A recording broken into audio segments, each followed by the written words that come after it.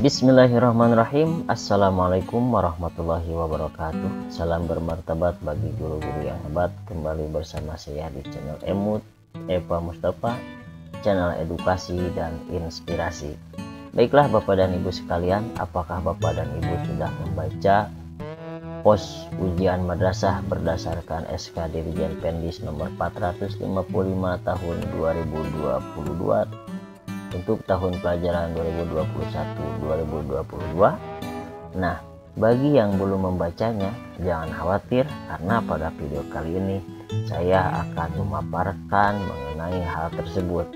Namun sebelumnya, yang belum subscribe silahkan subscribe channel ini agar lebih maju, like dan share semua video yang ada di channel ini, mudah-mudahan bisa bermanfaat bagi orang banyak. Untuk itu, tanpa basa-basi lagi, tonton video tentang prosedur operasional standar penyelenggaraan ujian madrasah ini sampai akhir.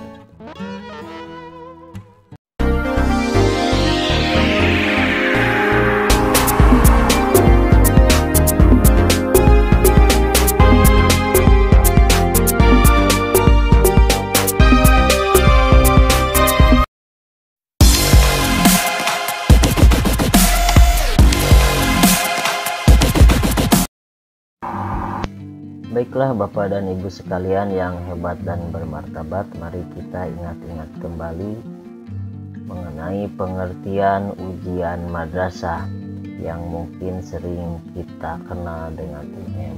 UM adalah ujian yang diselenggarakan oleh satuan pendidikan madrasah berupa kegiatan pengukuran capaian kompetensi siswa dengan mengacu pada standar kompetensi lulusan.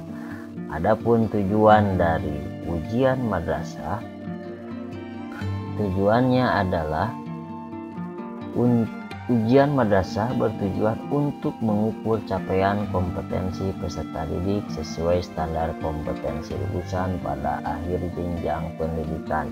Adapun fungsi ujian madrasah untuk mengetahui capaian perkembangan peserta didik, 2 umpan balik untuk perbaikan proses pembelajaran, 3 salah satu syarat penentuan kelulusan. Lalu apa syarat menjadi peserta ujian madrasah? Syarat-syarat untuk menjadi peserta ujian madrasah adalah untuk jenjang MI. Yang pertama, syaratnya terdaftar pada tahun terakhir DFI. Yang kedua, memiliki NISN valid pada pangkalan data emis. Yang ketiga, memiliki laporan lengkap penilaian hasil belajar mulai kelas 4 semester 1 sampai dengan kelas 6 semester 1. Nah, untuk jenjang MTS, adapun syaratnya yang pertama terdaftar pada tahun terakhir di MTS, memiliki NISN valid pada pangkalan data emis, memiliki laporan lengkap penilaian hasil belajar mulai semester 1 tahun pertama sampai dengan semester 1 tahun terakhir, memiliki laporan lengkap penilaian hasil belajar mulai semester 1 tahun pertama sampai dengan semester 5 untuk MTS penyelenggara sistem kredit semester atau SKS. Adapun untuk peserta UM pada jenjang MA, syaratnya adalah yang pertama terdaftar pada tahun terakhir di MA/MAK, memiliki NISN valid pada pangkalan data emis. Yang ketiga, memiliki laporan lengkap penilaian hasil belajar mulai semester 1 tahun pertama sampai dengan semester 1 tahun terakhir. Yang keempat, memiliki laporan lengkap penilaian hasil belajar mulai semester 1 tahun pertama sampai dengan semester 5 untuk MA penyelenggara sistem kredit semester atau SKS. Kemudian Bapak dan Ibu sekalian, pendataan peserta UM. Yang pertama, pendataan peserta UM dilakukan oleh masing-masing satuan pendidikan melalui aplikasi PDUM atau pangkalan data ujian madrasah Kemendagri. Yang kedua, data peserta UM berdasarkan data siswa kelas akhir yang terdapat pada pangkalan data emis.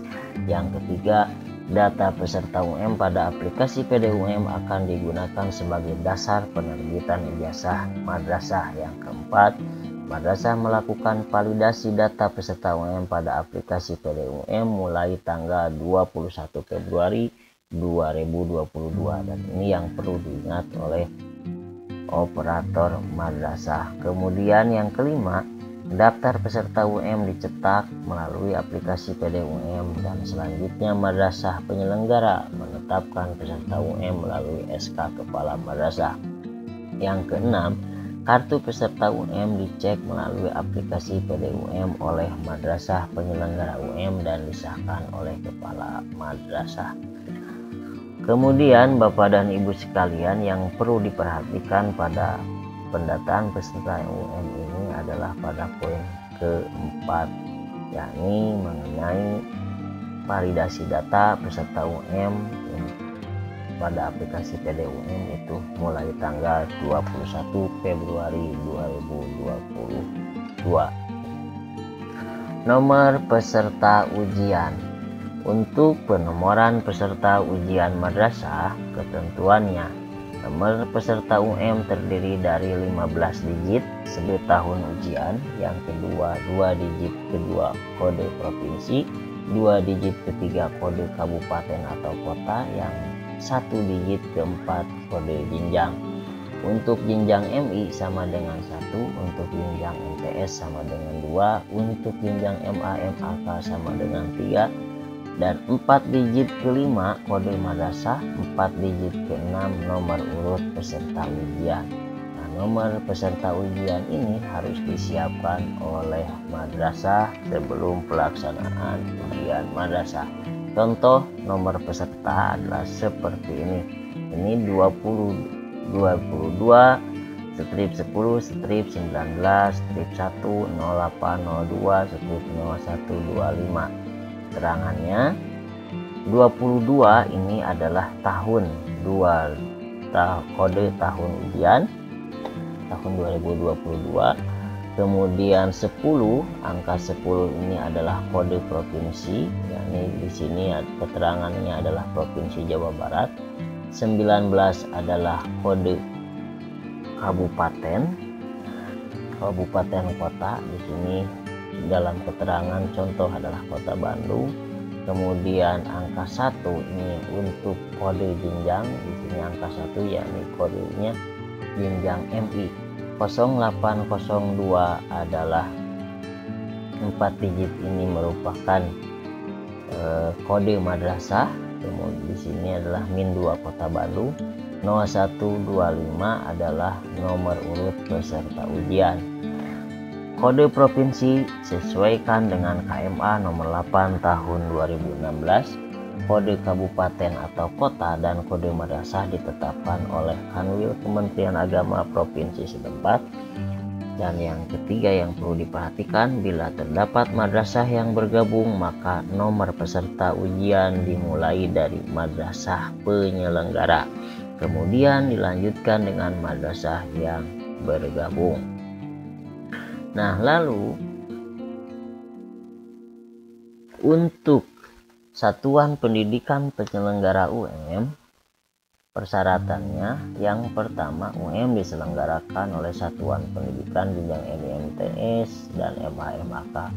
Yang kedua, satuan pendidikan yang dapat melaksanakan UM adalah madrasah yang sudah memiliki izin operasional dan nomor statistik madrasah atau NSM serta terdaftar pada Pangkalan Data MIS Kementerian Agama.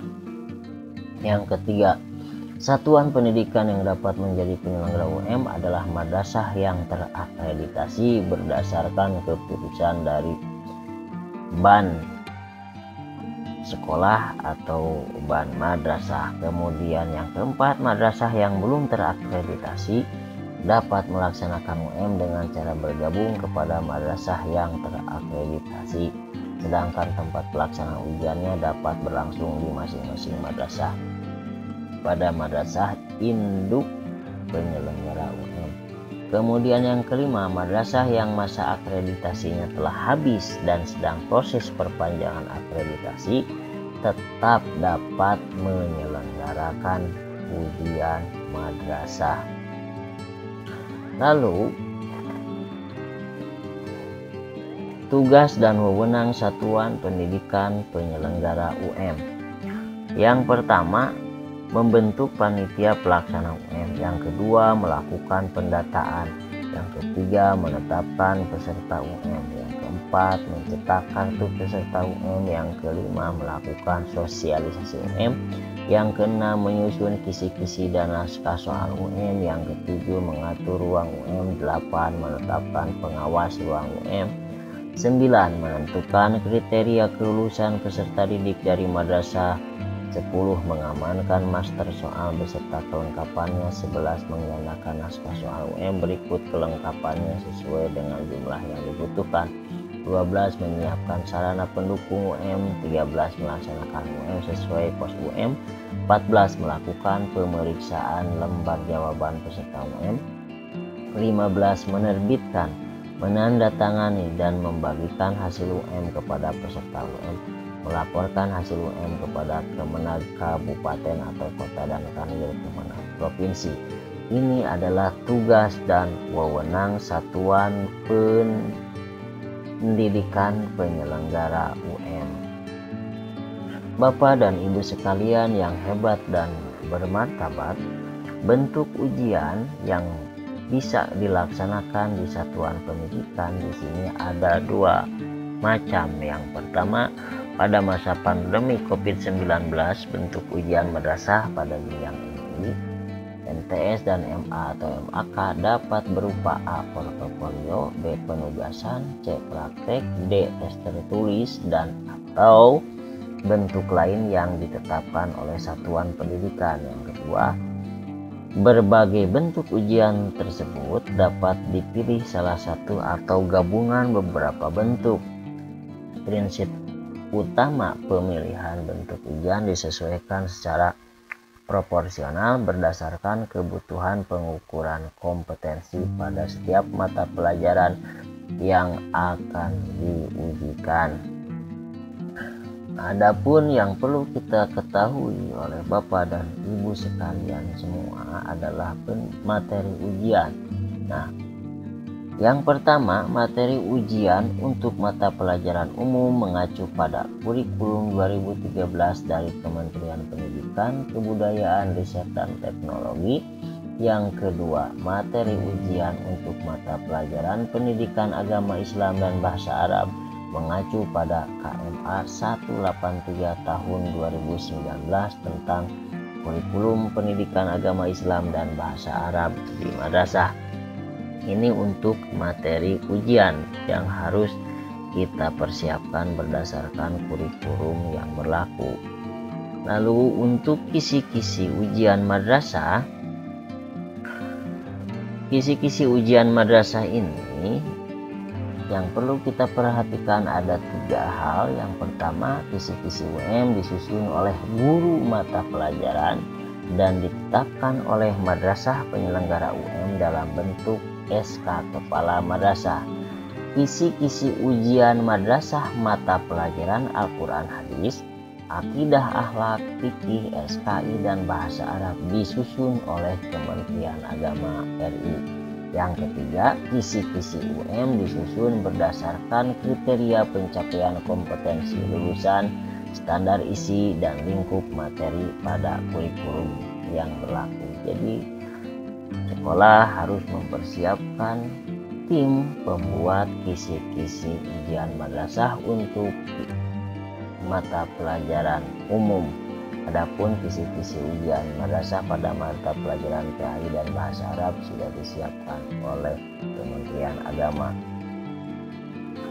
Lalu prosedur pembuatan atau penyusunan kisi-kisi ujian madrasah, ada hal yang perlu kita perhatikan. Yang pertama, kepala madrasah menetapkan guru penyusun kisi-kisi dan soal UM.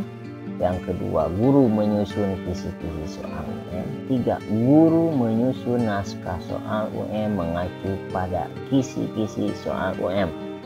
Yang keempat, validasi naskah soal UM oleh tim teaching dengan pendampingan pengawas madrasah dan atau pada forum KKG atau MGMP.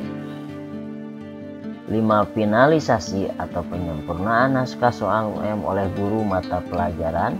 Yang keenam, naskah soal UM diserahkan kepada panitia UM untuk digandakan dan siap digunakan ujian. Setelah membuat kisi-kisi, lalu sekolah membuat naskah soal UM. Hal apa yang perlu kita perhatikan? Ada 5 poin. Yang pertama, naskah soal UM ini disusun oleh guru mata pelajaran mengacu pada kisi-kisi UM. Yang kedua, soal tes yang dikembangkan disesuaikan dengan bentuk ujian yang dipilih. Bila ujian dalam bentuk soal tes tertulis dapat berupa pilihan ganda kompleks, menjodohkan, dan uraian.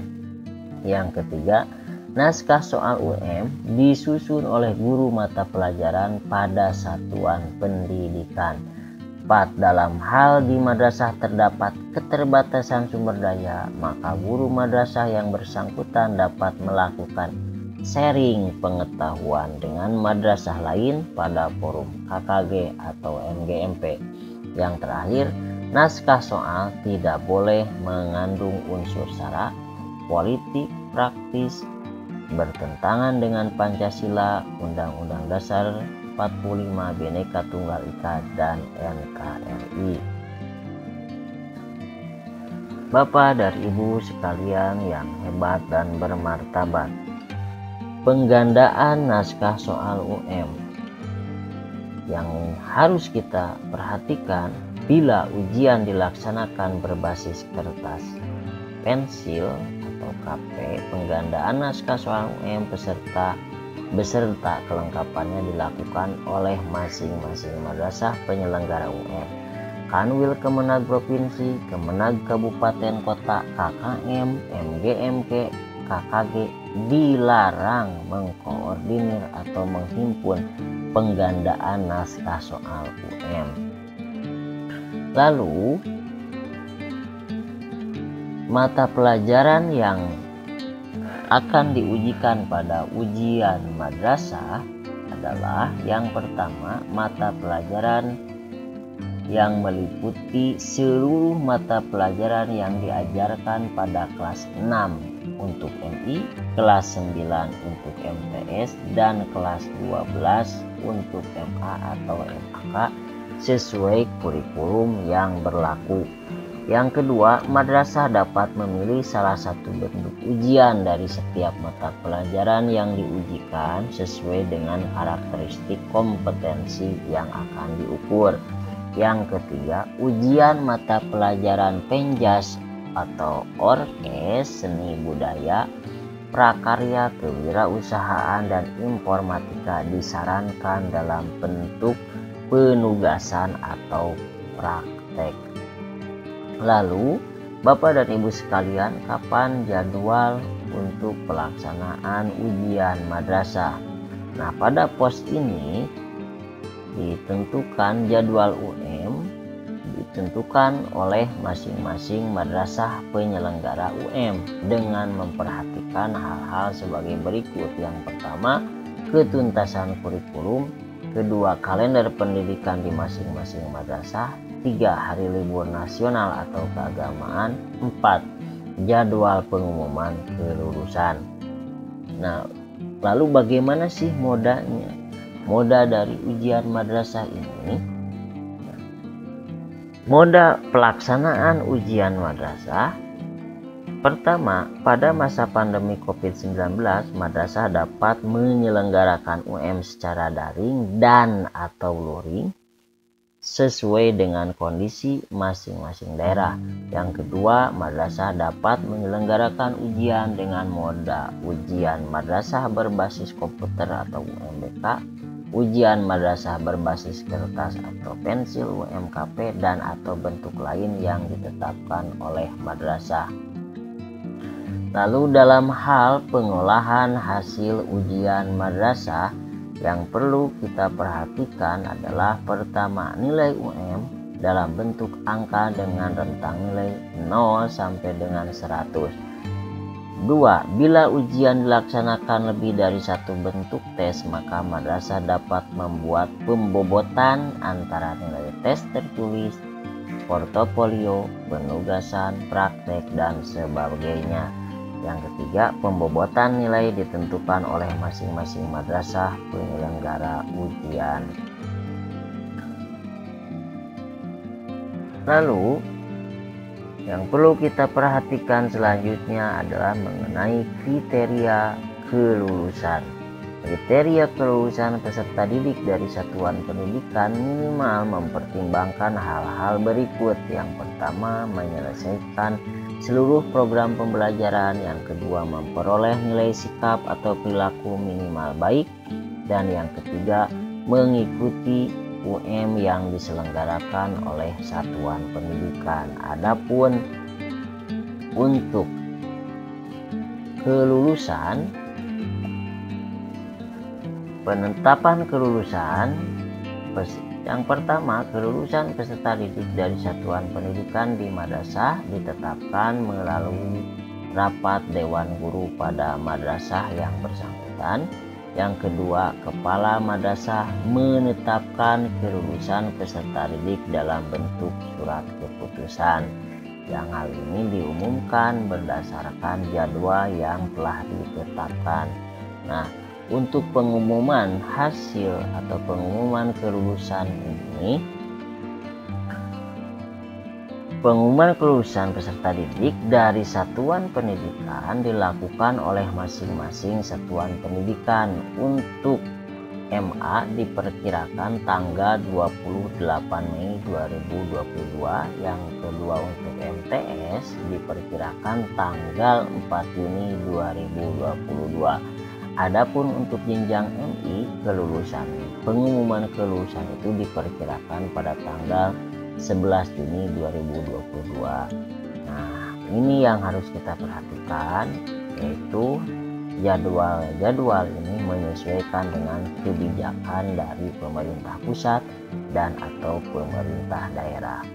Bapak dan Ibu sekalian yang hebat dan bermartabat, untuk pelaksanaan ujian madrasah ini tentu memerlukan biaya pelaksanaan. Nah, bagaimana aturannya dalam biaya pelaksanaan UM? Yang pertama, biaya penyelenggaraan dan pelaksanaan UM bersumber dari anggaran satuan pendidikan, komite madrasah, bantuan operasional sekolah atau BOS, anggaran dan pendapatan belanja negara dan atau sumber lain yang sah sesuai dengan ketentuan peraturan perundang-undangan. Yang kedua, biaya pelaksanaan UM di satuan pendidikan antara lain mencakup komponen-komponen sebagai berikut. Yang pertama, biaya pembuatan dan penggandaan naskah soal. Yang kedua, honor kepanitiaan. Yang ketiga, honor pengawas ruang ujian. Yang keempat, honor proktor dan teknisi. Yang kelima, konsumsi. Dan yang terakhir, kebutuhan lain yang terkait dengan ujian. Lalu Bapak dan Ibu sekalian, itulah yang harus kita perhatikan pada pos ujian madrasah tahun 2021-2022 berdasarkan SKD Dianpendis yang terbaru. Terima kasih sudah menonton video ini sampai akhir. Mudah-mudahan bermanfaat. Salam hebat dan bermartabat. Terima kasih sudah mendukung channel ini dan tonton terus semua video yang ada di channel ini. Jangan lupa subscribe, like, dan bagikan ke yang lain agar video-video di channel ini dapat bermanfaat bagi orang banyak. Terima kasih. Salam sehat selalu. Wassalamualaikum warahmatullahi wabarakatuh.